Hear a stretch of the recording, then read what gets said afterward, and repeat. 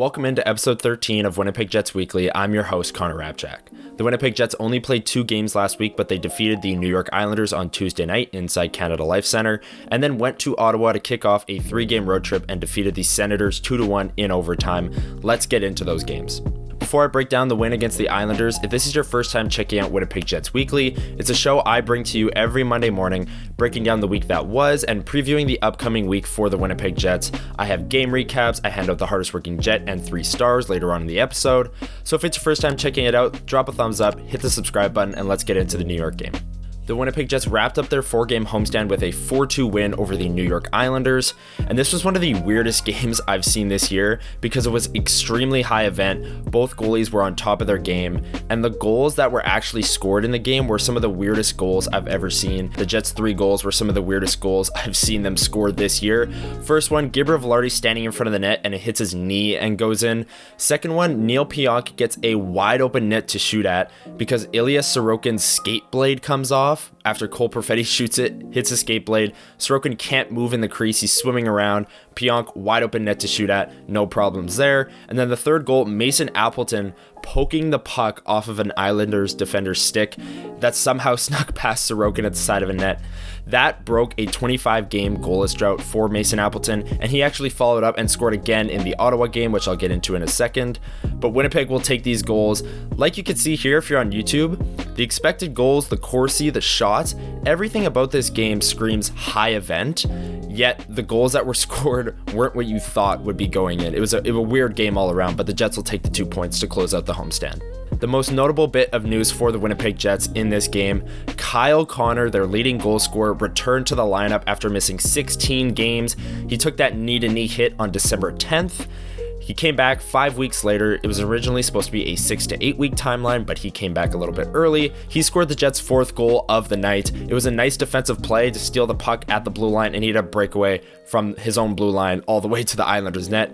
Everyone in the building knew he was going to score, and with that goal, he extended his team goal-scoring lead with his 18th goal of the season, a much-needed addition to the Winnipeg lineup, especially since Mark Scheifele has been out since last Thursday's game against the Chicago Blackhawks. He has a lower body injury. They originally said that injury would be day-to-day for Scheifele, but it's looking more like week-to-week now as we head towards the All-Star break. In this game, nothing different with the lines. Adam Lowry slides up to the top line and they come away with the win. They outshot the Islanders. They had more expected goals. They had more shot attempts and they scored on the power play.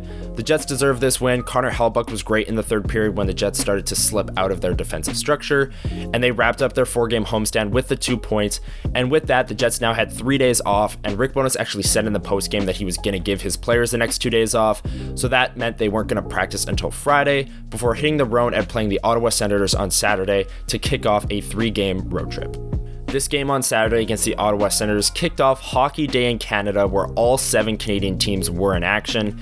This game started at 2 p.m. Central Time, and it was a bit of a sleepy start. The Jets ended up winning 2-1 in overtime with some fireworks from Nikolai Ehlers, but Connor Hellebuyck was absolutely the MVP of this game. The Jets really had no business even getting a point with the overtime, never mind winning the game. And it all goes to Hellebuyck. If you're on YouTube, you can take a look at this graphic. The Jets got outshot. The Senators had more expected goals and more shot attempts. Both teams went 0 for 4 in the power play, and the reffing was a little weird in this one. The first 2 periods of the game, everything was being called, and then the third period, there were no penalties, no calls. Theoretically, when the game is even higher emotion and even chippier, there were no calls, which was interesting, but both teams, it was a wash. The Jets' penalty kill has actually been really good as of late. This game was no different, and that goes hand in hand with Connor Hellebuyck being at the top of his game. His numbers are unbelievable this season. We'll get into that later on in the episode, but as for this game, the Jets with another big win, kicked off the 3-game road trip. Still no Mark Scheifele for this game, but they ended up getting the 2 points. There's an old saying in sports that good teams find a way to win, and this was definitely an example of that. The Ottawa Senators, one of the worst teams in the Eastern Conference by record, but they're a young, talented, skilled group, especially up front. They can make things happen, and they definitely showed that in this game. But the Jets, one of the top teams in the league, actually the top team by points percentage, they showed why they've gotten to that point. And these last 2 games that I mentioned, the New York game and the Ottawa game, the 3 goals or fewer streak is alive. They're at 34 games. They can tie the modern day record on Monday against the Boston Bruins.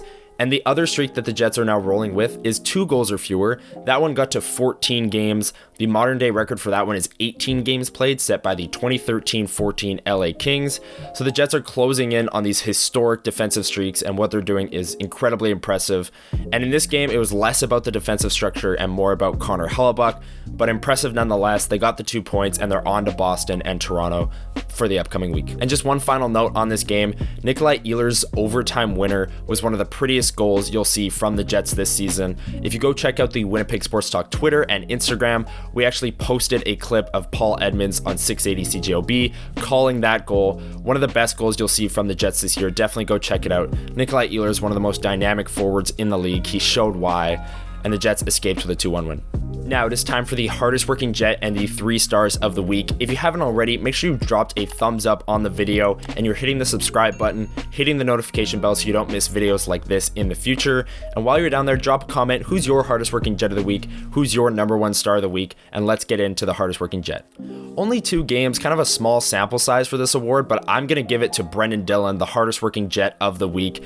When Dominic Toninato took sort of a high hit from Brady Tkachuk in the Ottawa game, Brendan Dillon immediately dropped the gloves, and I'd say he won that fight against Brady Tkachuk, one of the biggest, toughest players in the NHL. Brendan Dillon, my hardest working Jet of the week. He does so much on that second pairing with Neil Pionk, being physical, blocking shots, huge reason for the penalty kill success as of late as well. So Brendan Dillon has earned this award this week. It's his 2nd time winning. He won it in one of the earliest episodes of Winnipeg Jets Weekly. But Brendan Dillon, 2-time winner of the hardest working Jet. My 3rd star of the week is Mason Appleton. He had 2 goals in the 2 games this week. Again, he was coming in 25 games without a goal, scored a really weird one against the New York Islanders where he just poked it into the net. But then in the Ottawa game, he got the Jets on the board, gave them a 1-0 lead on a 3-on-1, beat Korpisalo low on the glove side, and he's starting to score, starting to chip in from that 3rd line, which is what the Jets have done all year. The depth up front, we've talked a lot about it. Mason Appleton's hopefully turning a corner offensively here after that 25-game goalless drought. And when Appleton scored that goal against the New York Islanders, that came just 2 days after the Green Bay Packers upset the Dallas Cowboys in the playoffs, and he said he was having a pretty good week. Now the Green Bay Packers are out of the playoffs. They lost to the 49ers, so we'll have to wait and hear Appleton's thoughts on that. But regardless, 3rd star of the week, he scored 2 goals in the 2 games, Mason Appleton. My 2nd star of the week is Nikolai Ehlers. Yes, he got demoted to the 2nd line when Kyle Connor returned to the lineup, and his ice time has actually been a big talking point among Jets fans this week. But nonetheless, he powered through and he scored that huge goal in overtime against the Ottawa Senators. And that Perfetti, Nemestikov, Ehlers line, I thought was actually the best Jets line in the Ottawa game, especially in that 3rd period. They were having consistent shifts in the offensive zone, and Ehlers obviously is a huge part of that.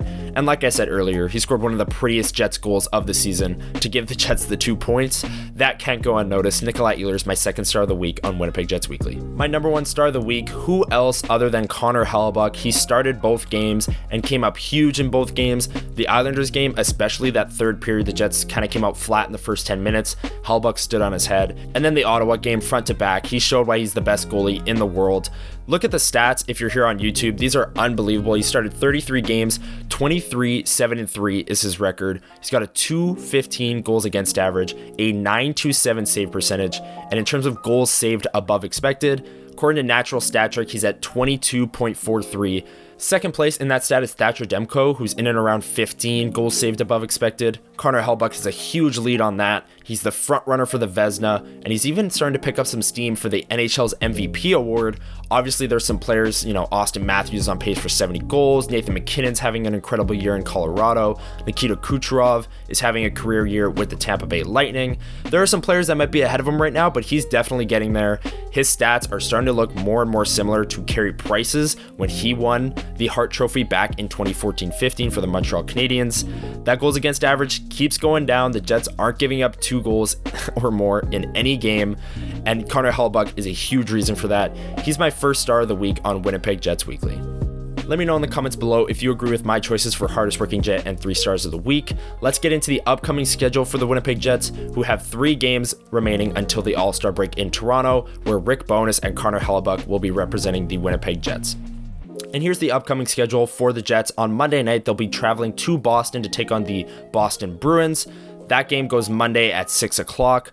January 24th, that's a Wednesday night, they travel to Toronto and take on the Maple Leafs. That game also at 6 o'clock. And then they get 2 days off before returning home and taking on the Toronto Maple Leafs on January 27th. That's a Saturday night inside Canada Life Centre. That's going to be a huge game. The Jets are wearing their Fly the 48 jerseys for the second time this season.